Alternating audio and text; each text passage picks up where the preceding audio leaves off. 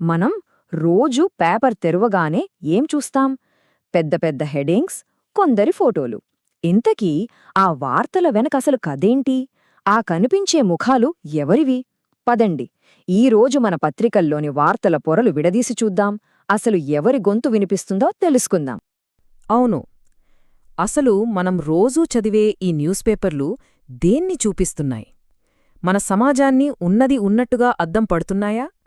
లేకపోతే కేవలం అధికారంలో ఉన్న కొద్దిమంది ప్రపంచాన్ని మాత్రమే మన కళ్ల ముందు ఉంచుతున్నాయా?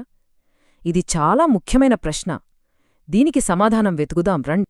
సరే, ఈ విషయాన్ని తేలిగ్గా అర్థం చేసుకోవడానికి ఒక సింపుల్ టెక్నిక్ వాడదాం. అదే న్యూస్ పిరమిడ్. ఈ పిరమిడ్ సహాయంతో వార్తల్ని ఎలా నిర్మిస్తున్నారో, అందులో ఎవరికి ఎంత ప్రాధాన్యత ఇస్తున్నారో చాలా స్పష్టంగా చూడొచ్చు.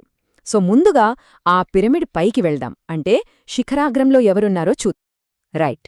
ఈ న్యూస్ పిరమిడ్లో టాప్లో అంటే శిఖరాగ్రంలో ఎవరున్నారు? వార్తల్లో సింహభాగం ఎవరికి దక్కుతోంది? ఒకసారి ఆలోచించండి. ఏ పేపర్ ఫ్రంట్ పేజీ చూసినా మనకు ఎక్కువగా ఏం కనిపిస్తుంది? అవే రాజకీయ నాయకుల ఫోటోలు, వాళ్ల ప్రకటనలు, ప్రభుత్వ నిర్ణయాలు. ఫలానా ఐపీఎస్ ఆఫీసర్ బదిలీ అయ్యారని, ప్రభుత్వం ఫలానా పాలసీ తెచ్చిందని. ఇలా మొత్తం వార్తలన్నీ వాళ్ల చుట్టూనే తిరుగుతున్నట్టనిపించట్లేదా? ఇప్పుడు ఈ నంబర్స్ చూడండి. షాకింగ్గా అనిపించొచ్చు. దాదాపు 85% వార్తల కవరేజ్ కేవలం రాజకీయ నాయకులు, ఉన్నత వర్గాల గురించే. అంటే మిగిలిన బీసీ, ఎస్సీ, ఎస్టీ మైనారిటీలందరికీ కేవలం 15% మాత్రమే.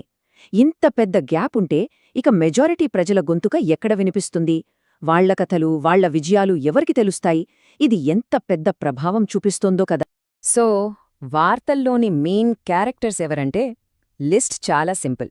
మన ముఖ్యమంత్రులు, ప్రధానమంత్రి, కేసీఆర్, చంద్రబాబు నాయుడు లాంటి పెద్ద పెద్ద రాజకీయ నాయకులు, లేదా హై లెవెల్ ఐపీఎస్ ఆఫీసర్లు, చివరికి అంతర్జాతీయ రాజకీయ నాయకులు. రోజూ పేపర్లో కనిపించేది వీళ్ళే. సరే, పిరమిడ్ టాప్లో ఎవరున్నారో చూశాం. మరి ఆ పిరమిడ్కి బేస్ అంటే పునాదిలాంటి సామాన్య ప్రజల సంగతేంటి? వాళ్ళు ఈ వార్తల ప్రపంచంలో ఎక్కడున్నారు? అట్టడుగున ఎందుకుండిపోయారు? ఫ్రంట్ పేజీలో మెరిసే వార్తలు దాటి లోపలి పేజీల్లోకి వెళితే తప్ప మనకు మెజారిటీ ప్రజల గొంతు వినిపించదు. కాని అక్కడ కూడా ఆ వార్తలను వెతుక్కోవాల్సొస్తోంది. అసలు వాళ్ల గురించి ఎక్కడ రాస్తున్నారు? ఎక్కడ కనిపిస్తున్నారు? ఇదిగోండి అసలు విషయం. కేవలం 10-15% జనాభాలో మెజారిటీ అయిన బీసీ, ఎస్సీ, ఎస్టీ, మైనారిటీ వర్గాలకు వార్తల్లో దొరుకుతున్న స్థానం ఇంతే. ఎంత విచిత్రం కదా! మెజారిటీ ప్రజల వార్తలు మైనారిటీ వార్తలుగా మారిపోయాయి. సరే, ఆ కొంచెం చోటిస్తున్నారు కదా, మరి అందులో వాళ్ళని ఎలా చూపిస్తున్నారు? ఎప్పుడైనా గమనించారా?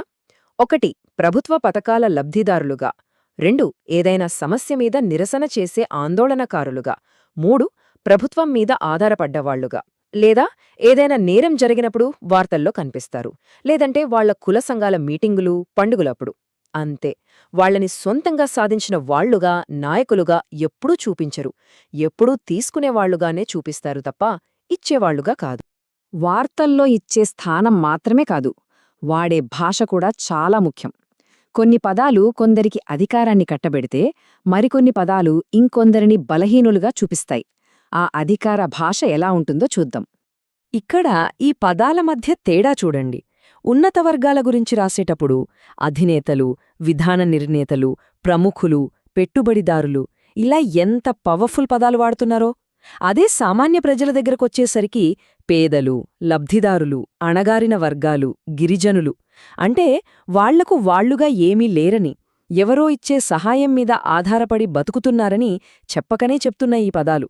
ఈ భాష మన ఆలోచన విధానాన్ని ప్రతిరోజూ ప్రభావితం చేస్తూనే ఉంటుంది.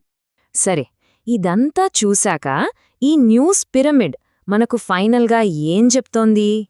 సింపుల్గా చెప్పాలంటే ఈ పేపర్లన్నీ కలిసి మనకు ఇస్తున్న సందేశం ఒక్కటే: అధికారం, రాజకీయాలు మాత్రమే ముఖ్యం, అంతే. మిగతా విషయాలన్నీ, మిగతా ప్రజలందరూ సెకండరీ. వాళ్ల వార్తలు వచ్చినా అవి కేవలం సంక్షేమ పథకాల గురించో, సమస్యల గురించో ఉంటాయి తప్ప వాళ్లను దేశాన్ని నడిపించే భాగస్వాములుగా ఎప్పుడూ చూపించవు. అంటే మన న్యూస్ పిరమిడ్ ఇప్పుడు పూర్తయింది. ఒకసారి దీన్ని చూస్తే అసలు పిరమిడ్కి, ఈ న్యూస్ పిరమిడ్కి ఉన్న తేడా తెలుస్తుంది. సాధారణంగా పిరమిడ్కి బేస్ చాలా పెద్దగా ఉంటుంది, అక్కడ ఎక్కువ మంది ప్రజలుంటారు. పైకి వెళ్లే కొద్దీ తక్కువ మందుంటారు. కాని మన వార్తల పిరమిడ్ తలకిందులుగా ఉంది. పైనున్న కొద్దిమందే మొత్తం స్థలాన్ని ఆక్రమించేశారు. కింద ఉండాల్సిన మెజారిటీ ప్రజలు మాత్రం ఎక్కడో అంచులకు పరిమితమైపోయారు. ఇదే మన మీడియాలో కనిపిస్తున్న చిత్రం. ఈ మొత్తం విశ్లేషణ తర్వాత మన ముందు ఒక్కటే పెద్ద ప్రశ్న మిగిలింది. మన వార్తాపత్రికలు సమాజాన్ని ఉన్నది ఉన్నట్టుగా చూపిస్తున్నాయా, లేక అవి ఒక రకమైన సమాజాన్ని నిర్మిస్తున్నాయా? ఈ ప్రశ్న గురించి ఆలోచిస్తూ రేపటి పేపర్ చదివి చూడండి. అప్పుడు వార్తల వెనుకున్న అస్సలు కథలు మనకు మరింత బాగా అర్థమవుతాయి.